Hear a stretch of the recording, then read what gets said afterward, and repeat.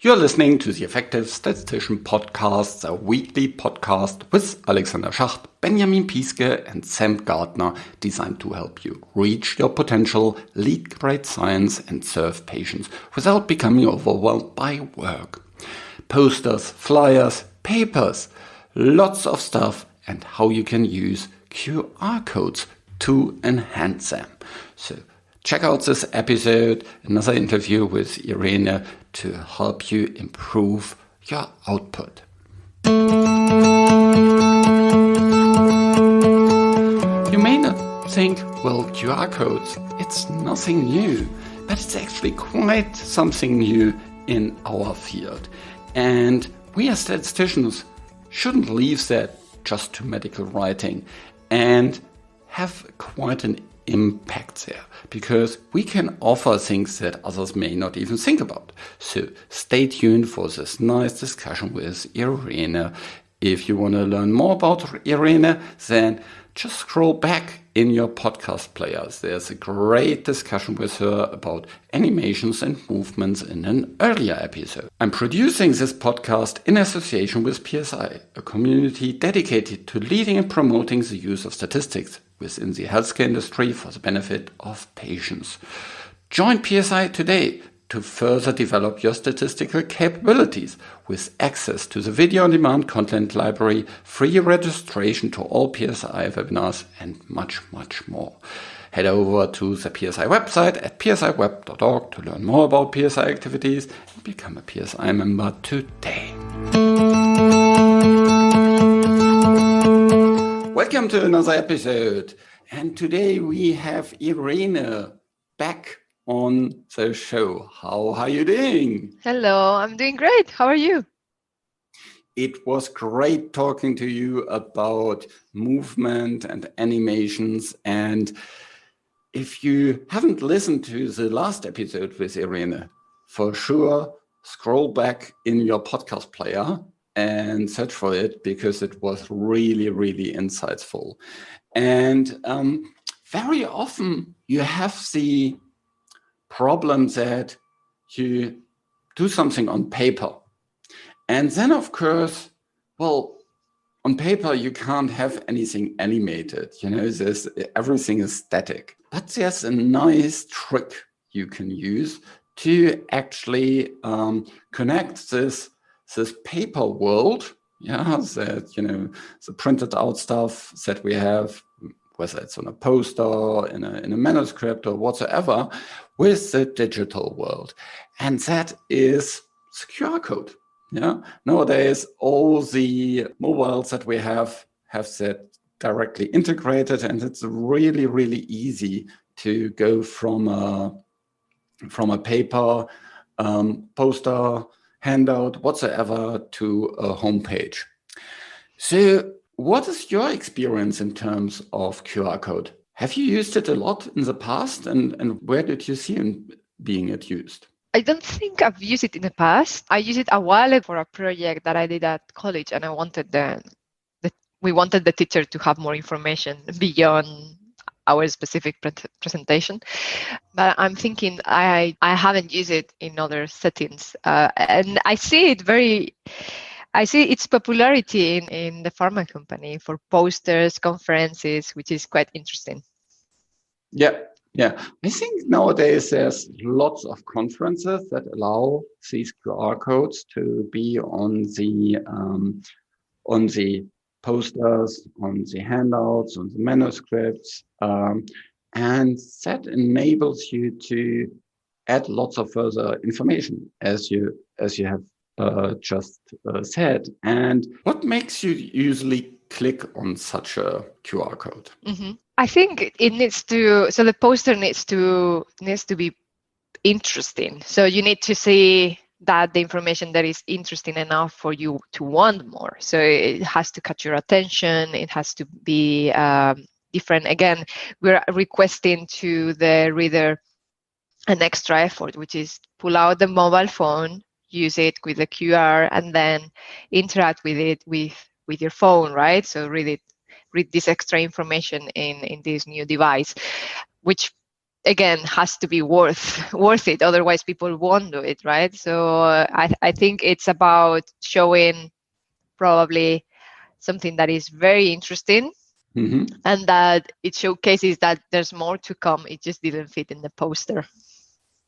Yeah, I think that's actually quite nice. You very often see these completely overloaded posters. It's kind of a complete paper written on a poster.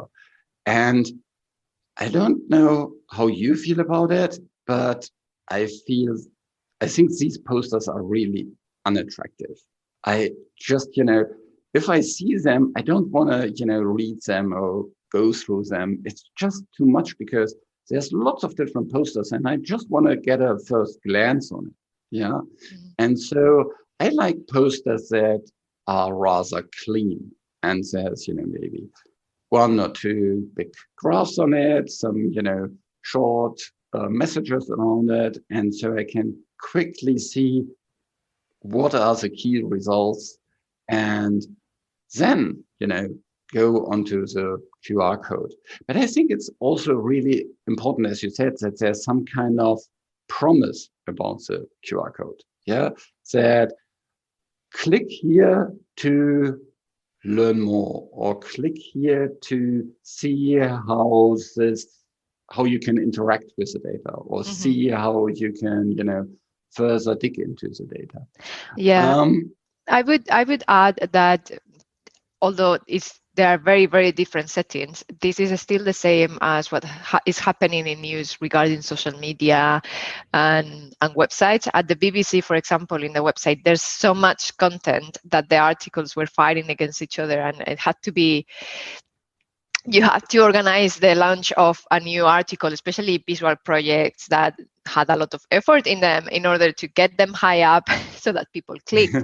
In here is still something similar where you have a lot of posters that are very, very interesting, but they're still fighting against each other to get your attention. So I think we need to use the time and the space really smart, in a very smart way, to provide the information that is needed, but also to make it memorable. Again, memorable, right? That word that we use so much in data visualization. And really, if we want them to go to an extra information, to really kind of tell them this is really interesting, you won't be frustrated when you click, right? Regarding the poster design, I have had experience doing that for Philips Research North America, actually, where I worked with their team, and I was the only designer. So I ended up doing a lot of templates for posters. And I'm a designer, so I'm a huge fan of white space. I think white space is an ally for highlighting and structuring and really organizing your information. And I know there's people who don't like it, who feel very stressed out when there's white space, unused space in a chart, and it happens in journalism, it happens in science too. But I think we need to think about it again as an ally, because if you fill the poster, if you fill a page with everything, it means that you need to do a huge effort so that everything is balanced, and also do a very put a lot of effort so that the main takeaway actually looks like the main takeaway. Yeah. It's kind of, if you see a poster and from 10 meters, you just see kind of big bars of text. Yeah. Then, well, you don't see anything. Yeah.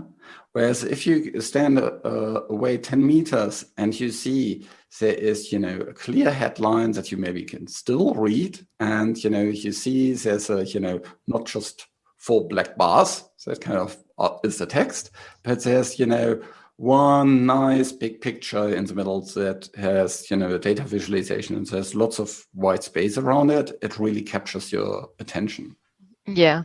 And again, I'm obsessed about alignment and grids, and I think having a very good grid is very important when doing a poster. So grid is basically having a proper structure of columns and and rows, and everything that is designed has a grid. So I'm obsessed with them. I'm obsessed also with finding out the hidden grids of every app that I have at home. But they are really helpful for structuring information and having a kind of a hierarchy in what we do. Yeah, actually aligning things and not, having everything centered, but left or right aligned helps so much. I completely agree. I saw that in some designs from Cole Nussbaumer-Knaflick, where she just kind of aligned a couple of things, and it directly looked so much more easy to look into. Yeah. And was not so distracting. And yes, and you can actually get rid of, things like lines that connect these, because if it's aligned, there is already a line. It's kind of, if you have this left aligned text, you see actually a line, although it's not there. And that makes it really, really easy and nice. Yeah, I have a funny story about alignments, because in Spain, when I was producing work, etc., most of the things were justified. So the whole line of text would go to the end, and then etc. And then when I was in the States, that is really bad design. Apparently, it's just two ways of designing. And my typography professor was like, "Do not justify. That is really bad. Stop doing that. Just only justify on the left." And then if you want to be extra, you can actually work so that the rag, so that the breaks of the lines when you have it left aligned actually look nice. There's a lot of effort in, for example, books, so that this kind of breaks of lines are, first there's one long, then one short, then one long, so that it looks nice. And they have basically names for things that, like the tummy, right? So when the lines are basically one after another being a little bit bigger and then being a little bit smaller, so it's kind of like a tummy. And that has kept with me. I actually try to work the rags right now in a better way. Regarding the alignment, for example, in charts, I think labels, it's really important to how we align it. And maps use this kind of thing a lot for avoiding having to use the lines that you were mentioning, right? So if elements are properly aligned, then you can remove some clutter. Yeah. And then that gives you, if you don't use that space there, then you have less information, which I think is good, because you prioritize information for the reader and help him to focus on what's most important. And then you can use the QR code to provide additional data. And then you can say, okay, go to click this to this homepage, like you have in this BBC articles, where there's, read more or read a related article or things like that. Or click here to dig deeper into this interactive data visualization. Additional data, background information, these are all things that you can add into the homepage that you have linked to the QR code. What are other things you can use the QR code for? Well, you could link it for example, a visualization that doesn't fit in the poster, that uses all those animations that we were speaking about in the other podcast. So really doing something special that explains this project in a different way. I think that's really what the QR code brings into this, the opportunity of telling the research in a different way, in a more engaging way, maybe. Giving a different kind of aspect to it. And it might be a visualization, but it can also be a video regarding how it has been done, what is the methodology, what is the impact. So telling the stories of the patients. Yeah, I think that is really nice. You can have maybe a 3-minute presentation or 5-minute presentation of the poster on a video. And then people can, not only read about the author, but they can see the author, how he's presenting the data. So you can have these short poster presentations recorded and edit there. Yes, that's I very much like that. In terms of the data visualization, I also really love that you then have some kind of interactivity, for example. Yeah. So imagine you have shown the overall results of a clinical trial, and now you want to show also subgroups, like for older and younger patients, pre-treated, not pre-treated, different baseline severities, things like that. And you can add that. And then also scrolly telling. You can have that as well. What's your experience with scrolly telling? And maybe you can first explain what that means to you.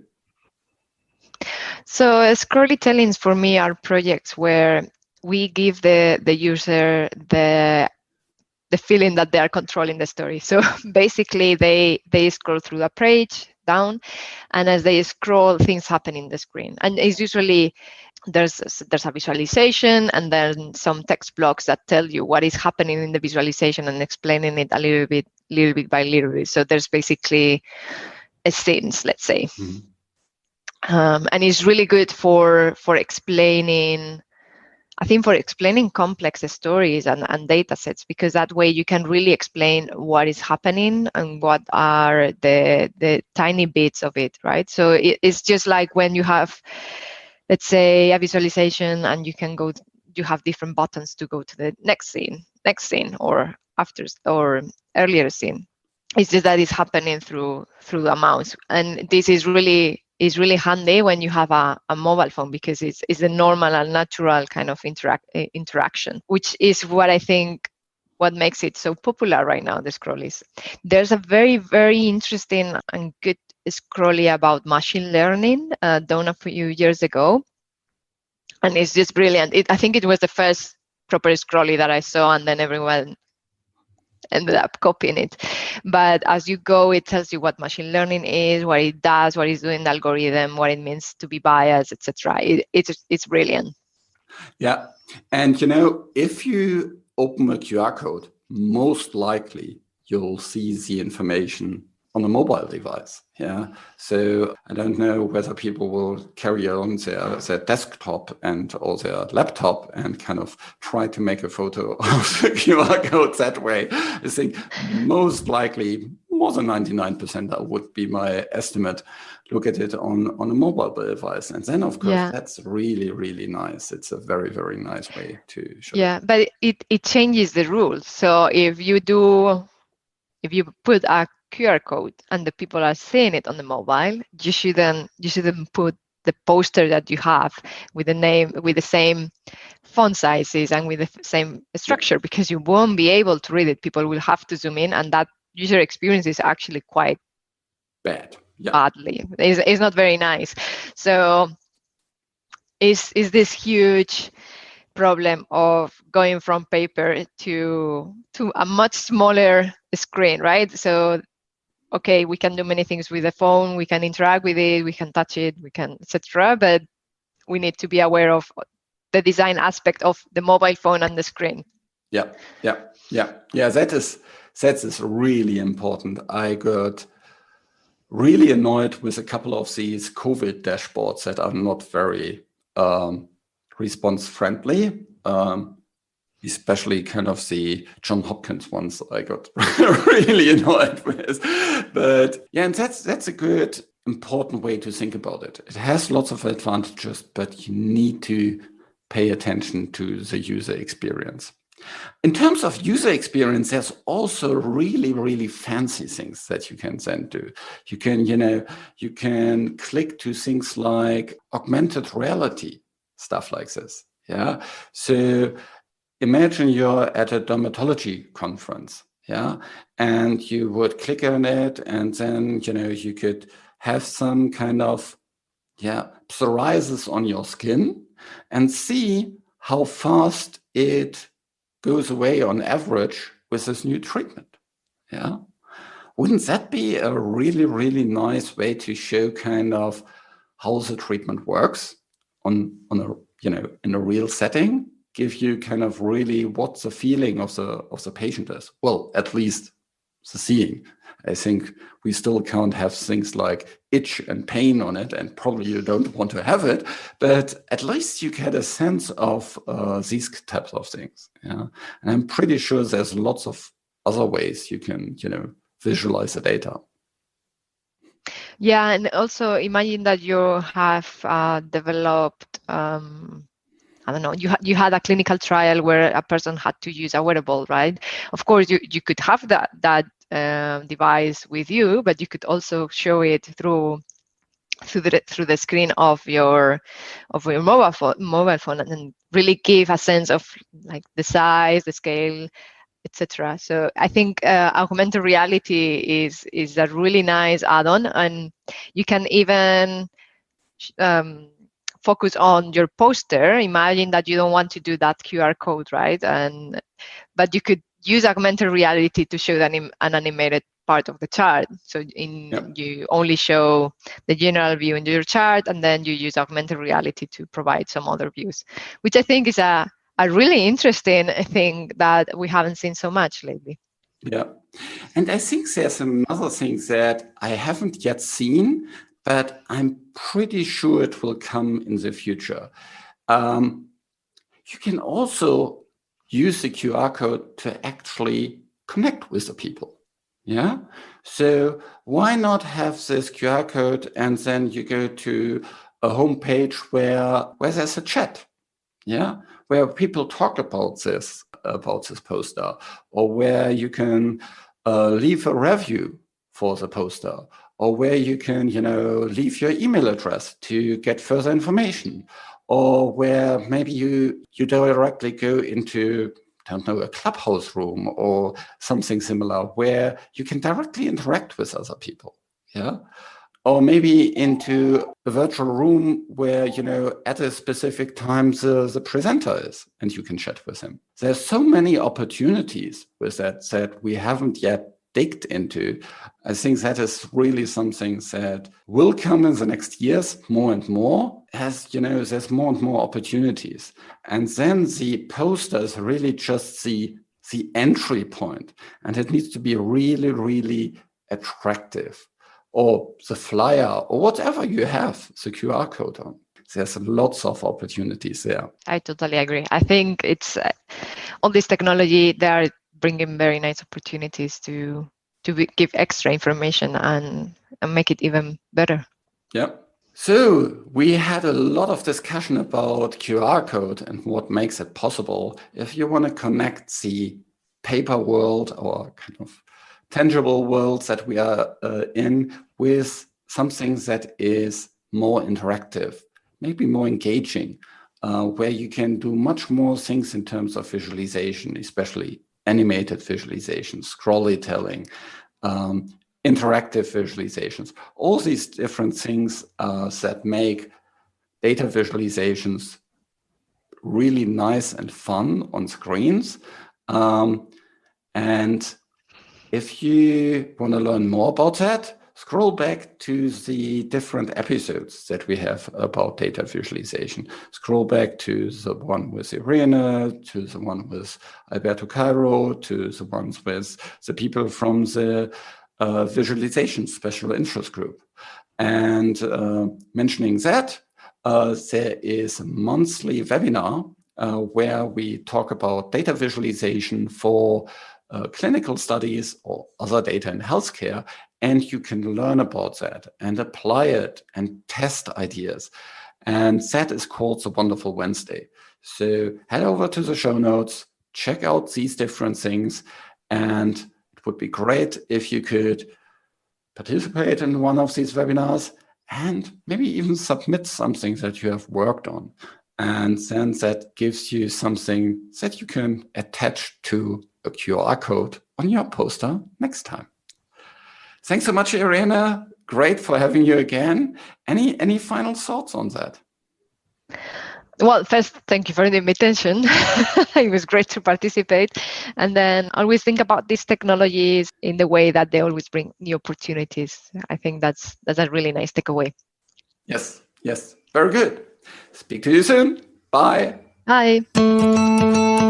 The show was created in association with PSI. Thanks to Rain, who helps with the show in the background, and thank you for listening.